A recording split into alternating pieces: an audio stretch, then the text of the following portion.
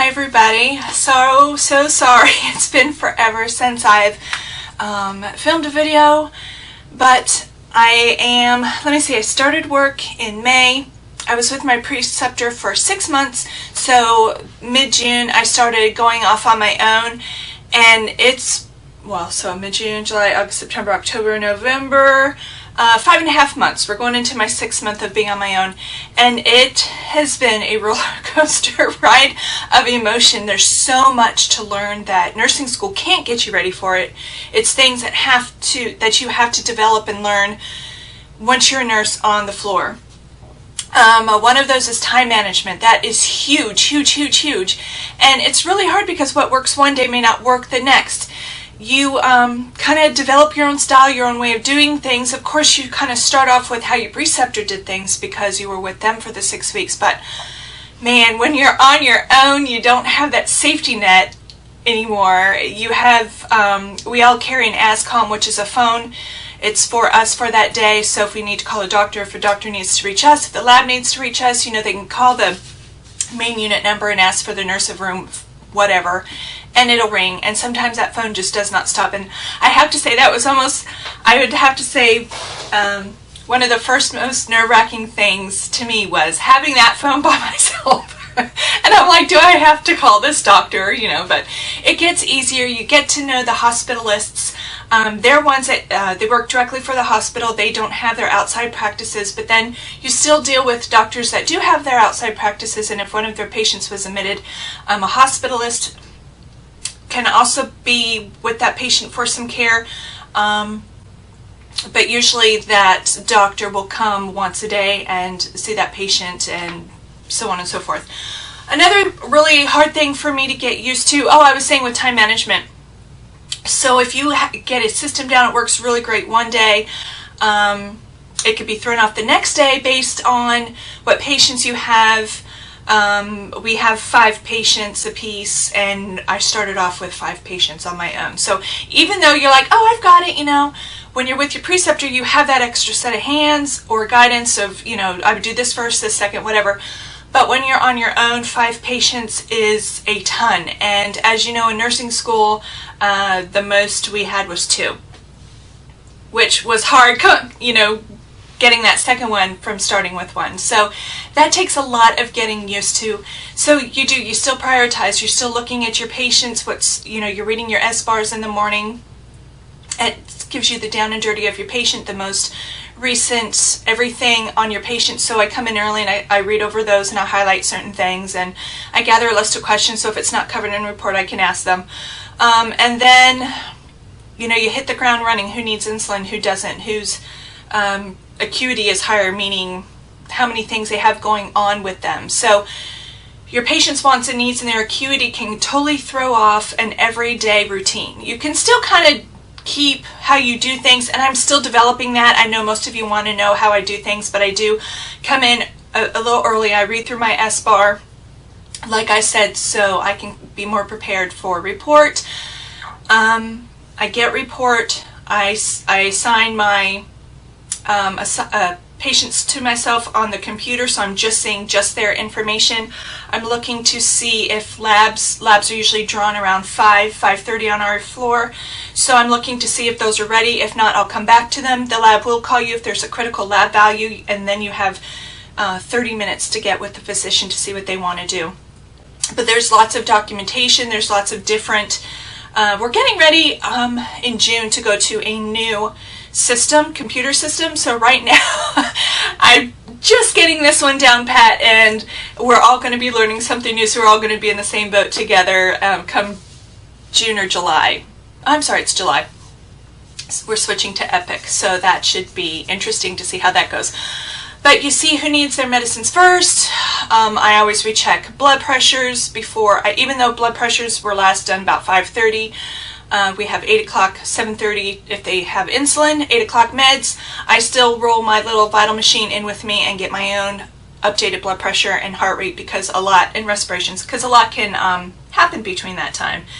So yeah, it's been exciting. It's been scary at times, but what I have to remember is that I'm not alone.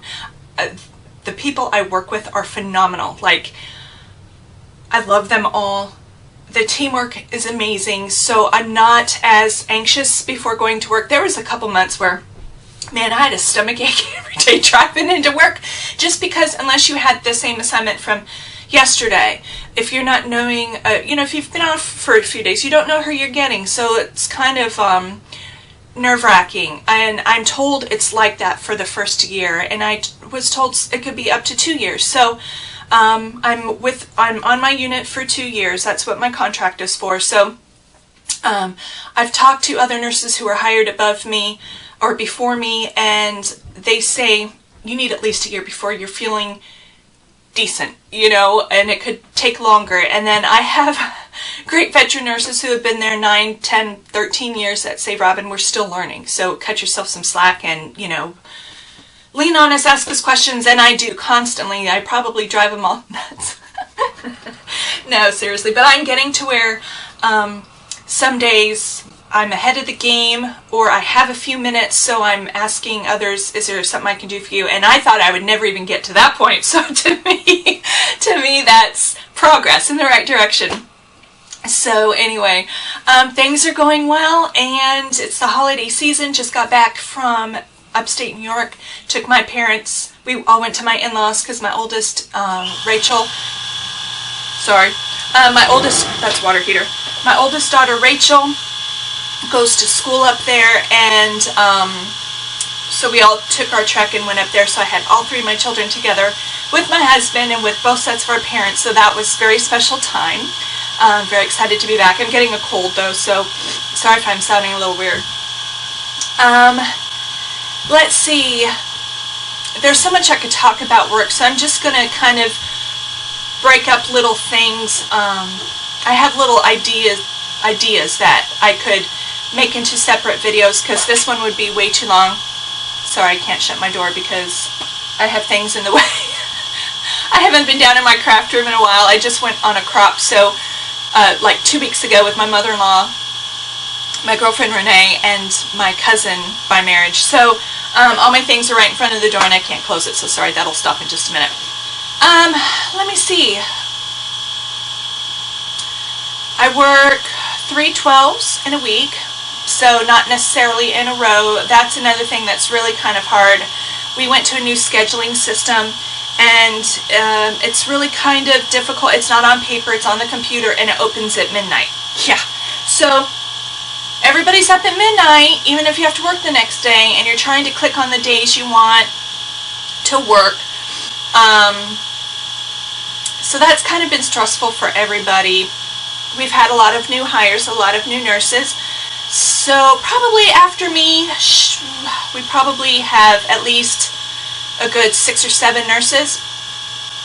Some from my school. We've seen student nurses. That's been a lot of fun. And we had some in May, and we're having some back around, coming back around now. And they've been working nights, so I only get like an hour or so with them, but they're fabulous. They really want to learn. They're really great at asking questions. Some have recognized me from these, and I'm like, oh no. And they're like, what? I'm like, I don't tell anybody what I do. Like at work, I know a few have found out, but I just don't. I figure who needs me will find me via YouTube, via typing in whatever they're looking for, but I don't say, hey, you need to watch me, this is what I do. I don't do that at all. So when people find out, I get kind of embarrassed, and I don't know why. I do it to pass along information that has helped me.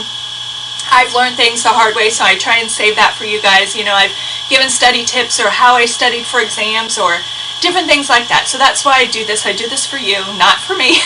The scrapbooking part's for me.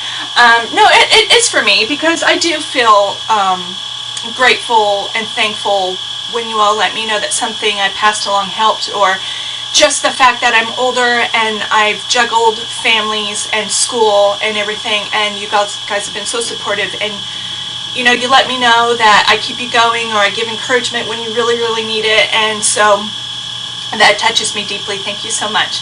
But yeah, it's kind of like people are looking at me, and every once in a while someone will come up and ask me if if I'm Robin from YouTube, and my face gets hot, and I can feel the heater on my face, and I'm sure it gets red, but don't feel like you can't come up and say hey, but don't think that just come up and say hi. Okay, I'll leave that one. So anyway, nursing school students come up and they ask, like I said, really great questions. The ones I've met so far are really eager to try new things, and it's kind of weird because I was always the one, like, as nervous as you get when a skill came up and you know, your instructor might be like, who wants to do this? And you're like, oh, me. So this time I had, about a month ago, I had a Foley that needed to be inserted, and I was like, wait a minute, there's nursing students here, maybe they'd like to do that. So I went up to the instructor, I'm like, has anybody not put in a Foley yet that would like to? And she's like, absolutely, we would love that. And I'm like, okay, just, they had to go do something else first, but she said, leave that and we'll do it. I'm like, okay, cool. So, I mean, I didn't mind doing it, you know,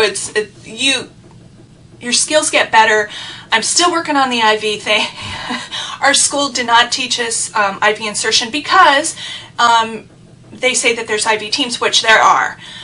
I really need to get with them though, because they really still need to teach IV insertion, because the IV team at our hospital anyway is in case you can't get it. A nurse gets 2 tries, another nurse can try twice, and then usually by then the patient's like, okay, can we get someone in here who can, and a lot of our patients are really hard sticks. But I still try. I've gotten some, I haven't gotten some, I've lost some because they blow, or you know, you hit a valve or something. So I'm still really learning a lot, but I've had a couple nurses really take me under the wing and teach me, or I watch them and you know, they help me out if I can't get it.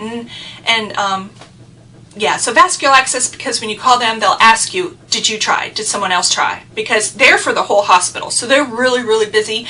And especially if your patient needs IV antibiotics or fluids running all the time, you really need to get something in, and it could take them a while. So I try it. I ask a seasoned nurse, or you know, you don't have to be a seasoned nurse. There's a nurse that's been there 2 years, and she's amazing at it. So I get with her. Girl, can you help me out, because I need your help, because she's just awesome at it. And if not, then my charge nurses are all great at it. So I really try and do it myself, or ask them if they can come in with me, and they do. They're awesome, and I'm getting better. I just need more practice. So I would like maybe one day to go to day surgery, because you know, and see if I can put those in all day long. But I think that's a budget issue, so I don't know if I need to check on that. So anyway, things are going really well. Getting better, feeling more comfortable, still learning a ton every single day. I learn a ton, but I still rely on the basics that nursing school has taught me for sure. Assess your patients throughout the day. Things can change quickly. And so if you didn't do a really good assessment first thing, even if you had them the day prior, still do a really good assessment in the morning, and talk to your patients, because, or their family members, because they can give you lots of great information. Even though they think it may be no big deal to you, it could get the ball rolling to look at other things. Really look at your labs for the mornings. Keep an eye on them. Your hemoglobin, we hang blood quite often on our unit. So that's something else we really want to look at. If they're getting Vanco or gentamicin, always check trough levels before you hang that, because it could really damage the kidneys. And, oh gosh, there's so many things I could talk about. It's all muddled in my head right now. So, but for now, I'm going into, like I said, my 6th month being on my own, and I'm just looking forward to my year mark to hopefully just feel a little more secure and, you know, like I've got it. Some days roll great, and other days, just, man, have changed quickly. So, family members, that's another thing. Can I tell you? Family members also can decipher how your day's going to go. I kid you not. And they all mean well, because they all love their loved ones, but they can be really cumbersome. They can be very helpful, but they can also be very, wow, just could completely stop your whole day with just one family. So it's really, sometimes you feel like, I feel so bad, I haven't seen this ex-patient as much as I have these other 2, but that just might be the way it is because of the acuity of those patients. Some patients have a lot more going on than others. So I really rely on my CNAs, and they are great. Love them all. Wish we could have more, and they do an amazing job with the amount of patients that they have. So, but I find that if you help them, they are absolutely, well, they're going to help you anyway, but they're more apt to really be there for you as well. And a lot of times they are more your eyes than you can be because you're split up doing meds often. And so they'll call me and say, hey, something's going on. Can you come in here for a minute? Or I have a question. Or, you know, they can let me know things as well. So, you know, if vital signs go off wonky or something. But anyway, that's my update. And the family is doing well. We're redoing our downstairs bathroom first. I'm very excited about that. It's in the middle process. We're going to be able to start do the fun stuff soon. My husband just stripped it down to the studs. We live in a home that was built in '84, and that bathroom looked like 1984. Can I tell you? Grandma lantern lights, gold all over the place, made my head hurt. So yeah, I'm very excited to be updating that. So I'll be taking pictures of that for my scrapbooking. So anyway, to my nursing school followers, so sorry I've been away, but I'm really gonna, it's really hard because on your days off you're doing appointments or you're grocery shopping or you're cleaning your house, and so I just really need to get into a schedule of trying one day just get a whole bunch of videos made so I can have them in queue and just put one up once a week or something like that. So I'm really going to try that. So those of you getting ready to graduate nursing school here in this December, congratulations. I'm very proud of you. If you're struggling and you think you might have to extend, you know, just keep your chin up. You're going to learn just that much more the next time around. I can speak from experience. So, you know, things happen for a reason, and you might not understand it or don't want to hear it, quite frankly, at that point, but, and you could just be mad at the world, but just know things happen for a reason, and I truly believe that, and you're gonna kill it the next time. So those of you getting ready to start classes, I'm very excited for you. Just stay focused. Make time for yourself. That's something else I haven't been doing. My husband's like, you've stopped everything again, because on my days off, like I said, I'm running around or I just don't want to do anything. He's like, you still need to sharpen your saw. It's just like being in school. You still have to do something fun for yourself. And talking to other nurses that I work with, they're like, absolutely, you have to do things for yourself or you're going to go crazy. Because all I do is tend to worry about going back to work, and who am I?